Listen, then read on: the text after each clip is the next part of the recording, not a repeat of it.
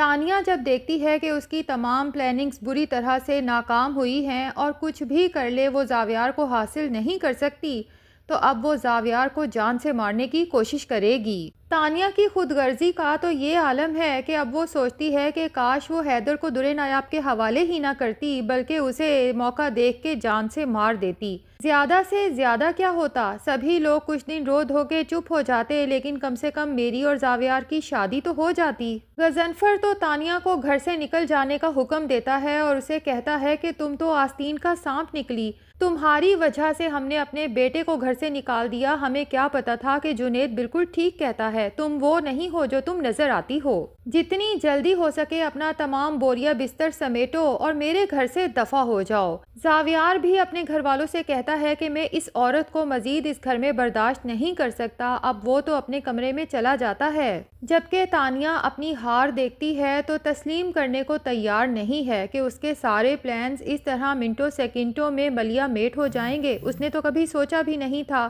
اسی لیے زاویار کے کمرے میں پہنچ جاتی ہے، اس کے پاؤں پکڑ لیتی ہے، منت سماجت کرتی ہے کہ زاویار میری محبت کو سمجھنے کی کوشش کرو، میں نے یہ سب کچھ صرف اور صرف تمہیں حاصل کرنے کے لیے کیا ہے، اگر تم مجھے نہ ملے زاویار تو میں اپنی جان لے لوں گی۔ زاویار نفرت بھری نگاہ تانیہ پہ ڈالتے ہوئے کہتا ہے جی تو میرا چاہتا ہے کہ میں خود اپنے ہاتھوں سے تمہاری جان لے لوں، بہرحال اگر تم نے خود مرنے کا فیصلہ کر لیا ہے تو بہتر یہی ہے، لیکن پلیز میرے گھر سے دفع ہو جاؤ، اپنے گھر میں جا کے مرنا۔ تانیہ ضد کر کے وہیں بیٹھی رہتی ہے تو زاویار خود اٹھتا ہے، بازو پکڑ کے اسے دھکے مار کے کمرے سے باہر نکالتا ہے اور اندر سے اپنا روم لاک کر لیتا ہے۔ دوسری طرف جنید چونکہ جاب کے سلسلے میں آؤٹ آف کنٹری چلا گیا تھا تو اس کی اس قدر اچھی جاب ہوتی ہے کہ آفس کی طرف سے نہ صرف اسے گھر گاڑی بلکہ جی ایم کی پوسٹ پہ پروموشن بھی مل جاتی ہے۔ تو جنید اپنی یہ خوشخبری درِ نایاب کے ساتھ شیئر کرنے کے لیے اسے کال کرتا ہے اور اسے بتاتا ہے کہ کتنی جلدی اس نے ترقی کی کتنی منازل طے کر لی ہیں، جبکہ درِ نایاب کہتی ہے کہ جنید بھائی آپ یہ سب ڈیزرو کرتے تھے۔ جنید کہتا ہے بھابھی میں نے صرف آپ سے پروموشن کی خبر شیئر کرنے کے لیے کال نہیں کی بلکہ مجھے آپ سے ایک اور کام بھی ہے، جس پہ درِ نایاب حیران ہو کے پوچھتی ہے کہ کیا کام، جس پہ جنید بتاتا ہے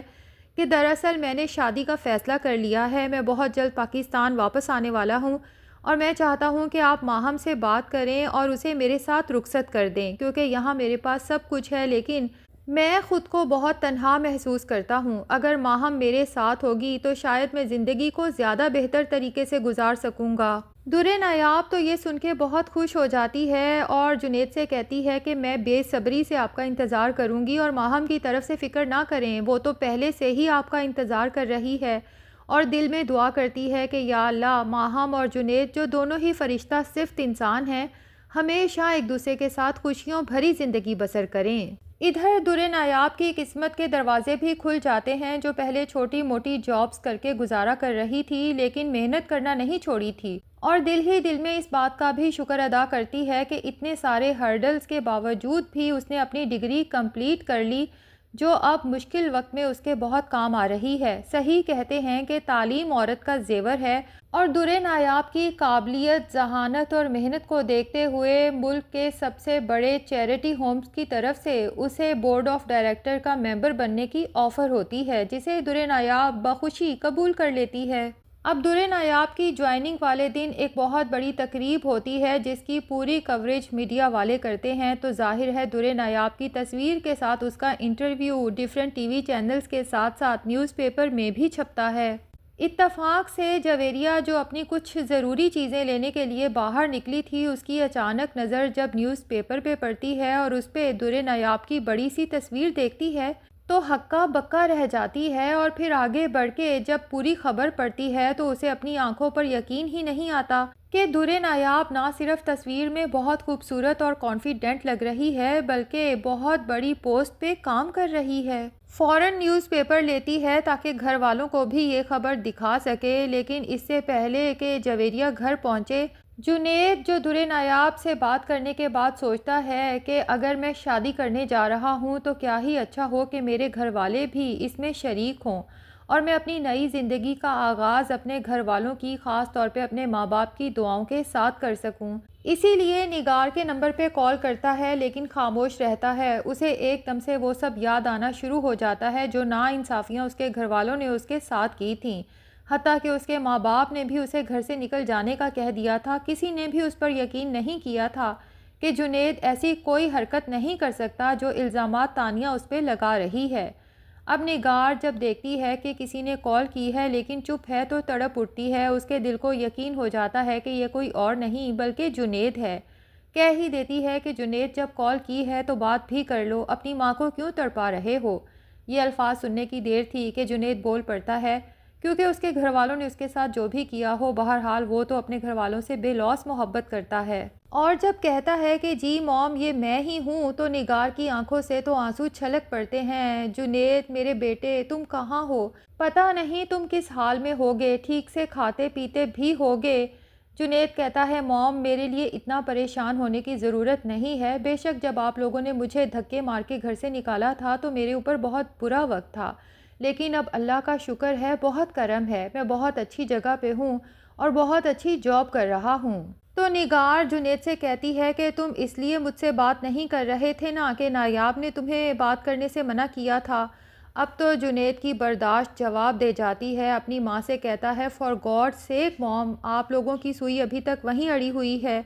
نایاب بھابھی کے بارے میں آپ لوگ کتنا نیگیٹو سوچتے ہیں جبکہ وہ ایسی بالکل بھی نہیں ہیں۔ آپ لوگ مجھے اور نایاب بھابھی کو بہت غلط سمجھتے ہیں موم، جبکہ ہم دونوں ایک دوسرے کی بہن بھائیوں کی طرح رسپیکٹ کرتے ہیں۔ وہ میرے بڑے بھائی کی بیوی ہے، اس لیے میری بھابھی ہے، میرے لیے ماں اور بہن کی طرح قابل عزت ہے۔ اور ساتھ ہی بتاتا ہے موم میں بہت جلد پاکستان آ رہا ہوں اور شادی کا فیصلہ کر چکا ہوں، وہ بھی نایاب بھابھی کی دوست ماہم سے۔ میں چاہتا تو یہی تھا کہ آپ سب لوگ بھی میری شادی میں شرکت کریں، لیکن میں جانتا ہوں زاویار بھائی نہ تو خود میری شکل دیکھنے کے روادار ہیں اور نہ ہی آپ لوگوں کو مجھ سے ملنے کی پرمیشن دیں گے، اس لیے میں آپ لوگوں کو مجبور نہیں کر رہا۔ یہ کہہ کے جنید تو کال بند کر دیتا ہے، جبکہ اسی دوران میں جویریہ گھر پہنچتی ہے اور زاویار بھی اپنے پیرنٹس کے پاس پہنچ جاتا ہے تو جویریہ نیوز پیپر سب کے سامنے رکھتے ہوئے کہتی ہے کہ یہ دیکھیں نیوز پیپر میں در نایاب کی فوٹو چھپی ہے اور وہ ملک کے سب سے بڑے چیریٹی ہوم ہشوانی کی بورڈ آف ڈائریکٹر کی ممبر بن چکی ہے۔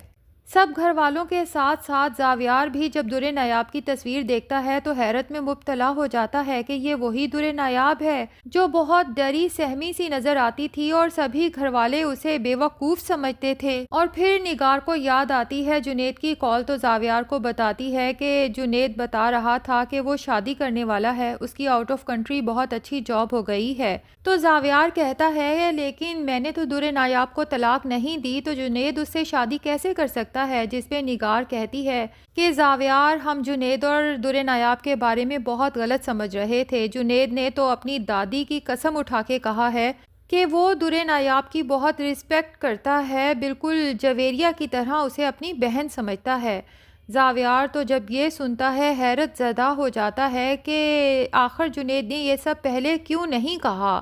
جس پہ نگار کہتی ہے کہ ہماری ہی غلطی ہے زاویار، ورنہ جنید اور در نایاب دونوں ہی بہت بار آئے تھے اپنی صفائی پیش کرنے، لیکن تانیہ نے اپنے جھوٹ مکر و فریب کی ایسی پٹی ہم سب کی عقل پہ باندھ رکھی تھی کہ ہم سچ دیکھنے سے قاصر تھے۔ تو ناظرین ڈرامہ اپنی ہیپی اینڈنگ کی طرف بڑھ چکا ہے اور تانیہ کا اینڈ بہت برا ہونے والا ہے۔ تو آپ سب کیا چاہتے ہیں، تانیہ کا اینڈ جیل میں ہونا چاہیے یا پھر پاگل خانے میں؟ کمنٹس میں ضرور بتائیں۔ ویڈیو پسند آئی ہے تو لائک اور چینل کو سبسکرائب بھی ضرور کر لیں۔